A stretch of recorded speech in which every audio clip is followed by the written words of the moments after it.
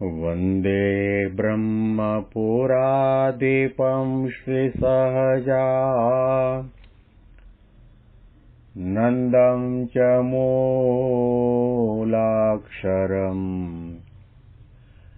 श्रेयस्कारणसद्गुणैकनिलयम् श्रीप्रागजिह्वावत ब्रह्मोपासनधारकं गुरुहरिं यज्ञं तथा योगिनं प्रीत्येवं प्रमुखं महन्तमनिशं श्रीजीस्वरूपं मुदा। મહિમાનો મહિમા પ્રવચનમાળામાં આજે 28મી ઓગસ્ટ 2024 બુધવારના દિવસે તમામ સંતો હરિભક્તોને મારા સાષ્ટાંગ પ્રણામ. જય સ્વામિનારાયણ. હેપી વચનાવર દ્વિશતાબ્દી મહોત્સવ. હેપી પ્રમુખ સ્વામી મહારાજ શતાબ્દી મહોત્સવ.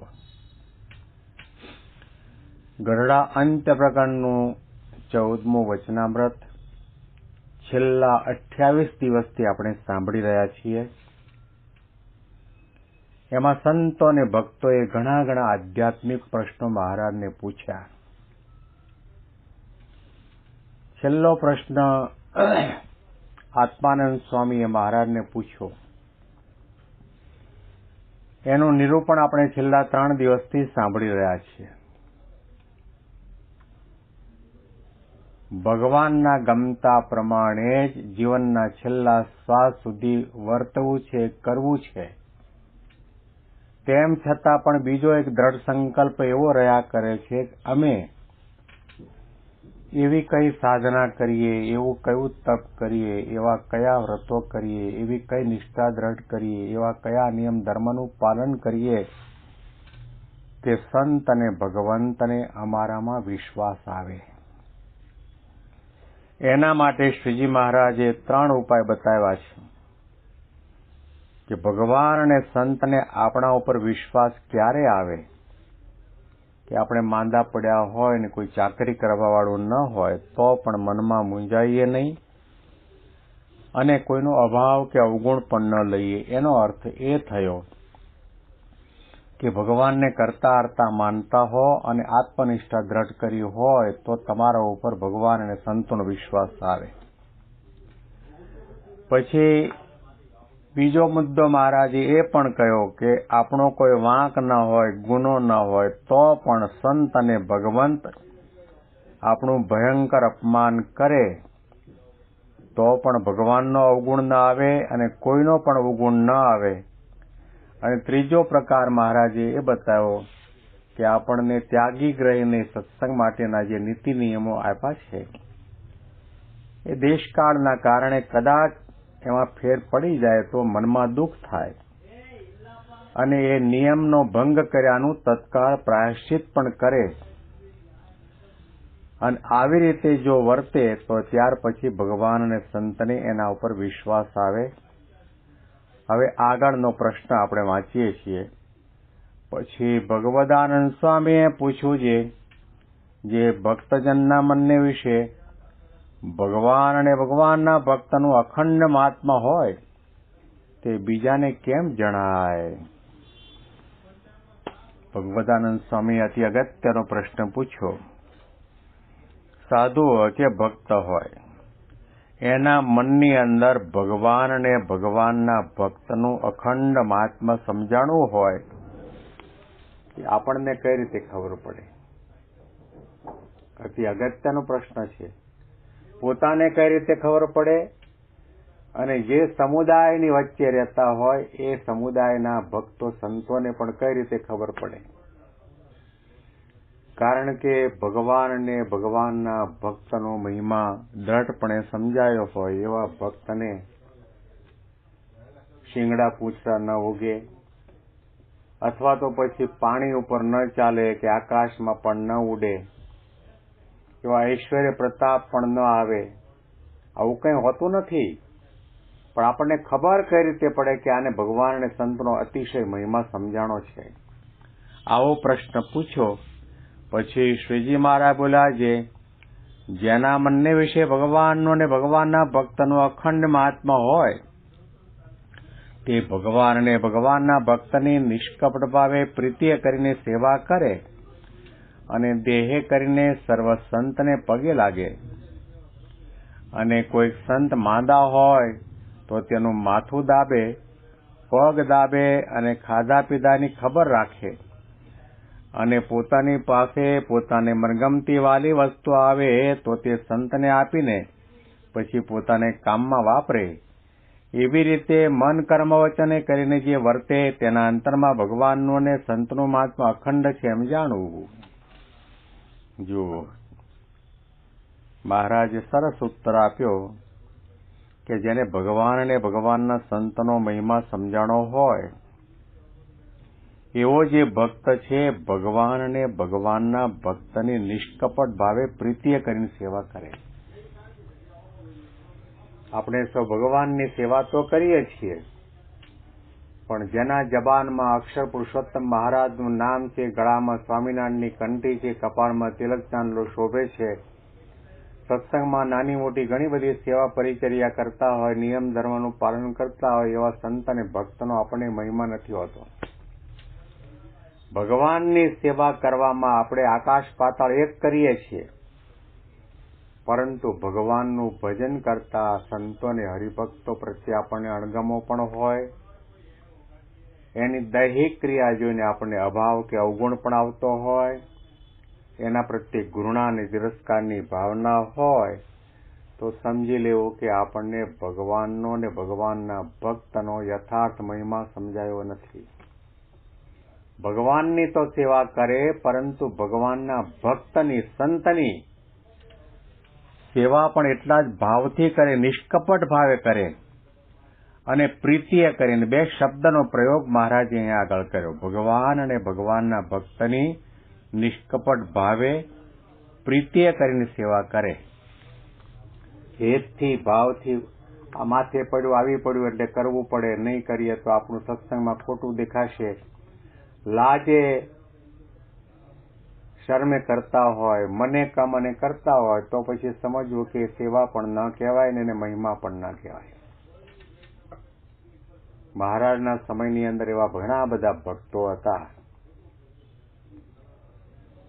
એમને ભગવાન સ્વામિનારાયણનો તો મહિમા હતો, પણ ભગવાન સ્વામિનારાયણનું ભજન કરવાવાળા સંતો અને હરિભક્તો એ પછી કદાચ નિમ્ન જ્ઞાતિના હોય, આર્થિક રીતે ગરીબ હોય, તો પણ એનો મહિમા કોઈ પણ ભક્તને, કોઈ પણ સંતને, કોઈ પણ સાધકને ક્યારેય પણ અડધૂત ન કરે.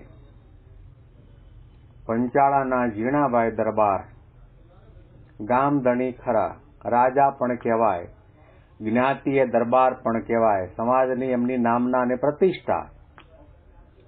પરંતુ જ્યારે એક સામાન્ય કક્ષાના, નિમ્ન કક્ષાના, નિમ્ન જ્ઞાતિના હરિભક્ત બીમાર થયા અને એની સેવા પરિચર્યા કરવા વાળું કોઈ નહોતું, એટલે જઈને પૂછ્યું કે સેવા કેમ થાય છે? તો સૌ રીતે વિવેક ખાતર સારી રીતે બધા જવાબ આપે, પણ બાપુ સમજી ગયા. ઝીણા બાપુએ વિચાર કર્યો કે આ ભક્ત આટલો અહીંયા પરિવારની અંદર કોઈ સેવા કરવા વાળા નથી, તો હું ચાલ મારા દરબારની અંદર લઈ જાઉં, હું જાતે સેવા કરું. એમને કહ્યું કે તમને કોઈને વાંધો ન હોય તો થોડા દિવસ અમારા દરબારમાં લઈ જાઓ, ત્યાં દવા દારૂ વૈદ પાસે કરાવશો, સારું થઈ જાય કે લઈ જાઓ. આ લોકોએ મનમાં વિચાર કર્યો કે ટાઢા પાણીએ ખ જાય. હવે એનો ખાટલો ઉપાડવા વાળા કોઈ નહોતા, 3 મજૂર તો મળ્યા, પણ ચોથા તો ઝીણા બાપુએ દરબારપણાનું માન મૂકીને નમ્રતાથી, દાસ ભાવે, લાજ શરમને નેવે મૂકીને ખાટલાનો ચોથો પાયો પોતાના ખભા ઉપર ઉઠાવ્યો, પોતાના ઘેર લઈ આવ્યા, દરબારમાં રાખ્યા, સેવા ચાકરી કરે. આ બાપુ દરબાર હોવા છતાં પણ આ ભક્તના પગ દબાવી દે, માથું દબાવી દે, સમયે સમયે દવા આપે, જમવાનું આપે, નાહવા માટે ગરમ પાણી કરી આપે, બધી પ્રકારની સેવા કરે.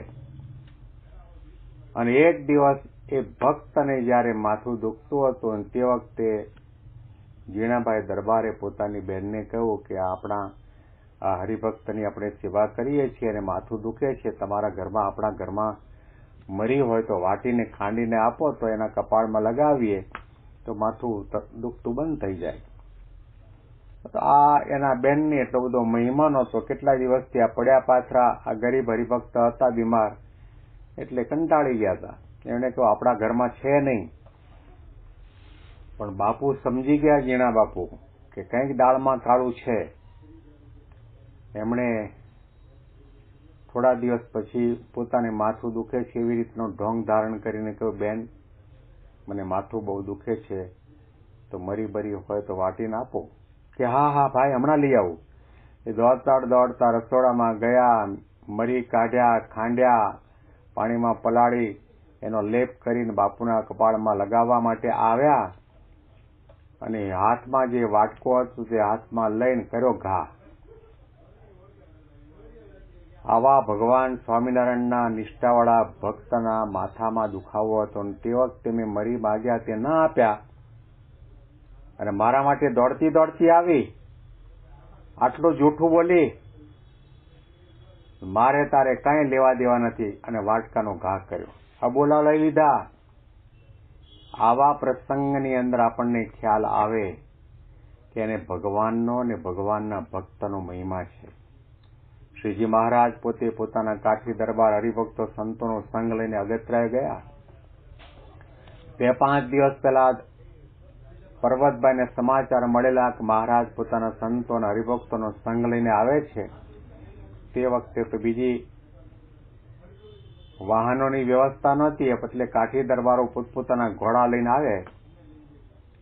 એટલે પર્વતભાઈએ એડવાન્સમાં ઘોડાઓને ખાવા માટે રજકાની વ્યવસ્થા કરી, નિરણની વ્યવસ્થા કરી, કપાસિયાની વ્યવસ્થા કરી, ઘોડાને ગોળ ચણા ખાવા માટેની વ્યવસ્થા કરી આપી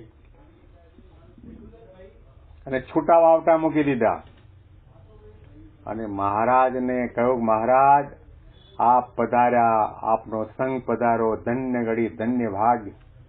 આજ મારે ઘેર થાય લીલા લહેર, શ્રીજી પધાર્યા મારા આંગણે ઓજીએ. અને કાઠી દરબારોએ પોતપોતાના ઘોડાને છૂટા મૂકી દીધા, જે ખાવું હોય તે ખાઓ. એવું નહીં કે થોડું લઈને એને ગમાણની અંદર નિરવામાં આવે કે માપનું આપવામાં આવે, એવું કંઈ નહીં. મહારાજે એક ધારે બધાને ચૂરમાની અંદર ઘી પીરસ્યું અને પર્વતભાઈ નાચવા માંડ્યા. કોઈએ કહ્યું, શું નાચો છો? કે આવા ઘી ઢોળવા વાળા ક્યાંથી? આ કેટલી દિવ્ય લીલા! અને આ મૂર્તિનું દર્શન અંતકાળે યાદ આવી જાય તો એનું અક્ષરધામ પાક્કું. પર્વતભાઈને મહિમા હતો. મહારાજે કાઠી દરબારોને કહ્યું, તમારા આ બધા ઘોડાઓને તમારા ઘેર આવી રીતે ખવડાવો છો? આ બધું વેરણ શરણ કરી મૂક્યું. કહેવાનું તાત્પર્ય, ભગવાન અને ભગવાનના ભક્તનો યથાર્થ મહિમા સમજાયો હોય તો ભગવાનની સેવા તો નિષ્કપટ ભાવે અને પ્રીતિએ કરીને કરે, પણ એમનું ભજન કરતા સંતો અને ભક્તોની પણ પ્રેમથી, ઉત્સાહથી, મહિમાથી, ભાવથી પોતાના મહાન ભાગ્ય માનીને કરે, ત્યારે સમજો કે એને ભગવાન અને ભગવાનના સંતની નિષ્ઠા દ્રઢ થઈ છે, મહિમા સમજાયો છે. આના અનુસંધાનમાં વિશેષ વાતો આપણે આવતીકાલે સાંભળીશું. તમામ સંતો હરિભક્તોને મારા સાષ્ટાંગ પ્રણામ. જય સ્વામિનારાયણ.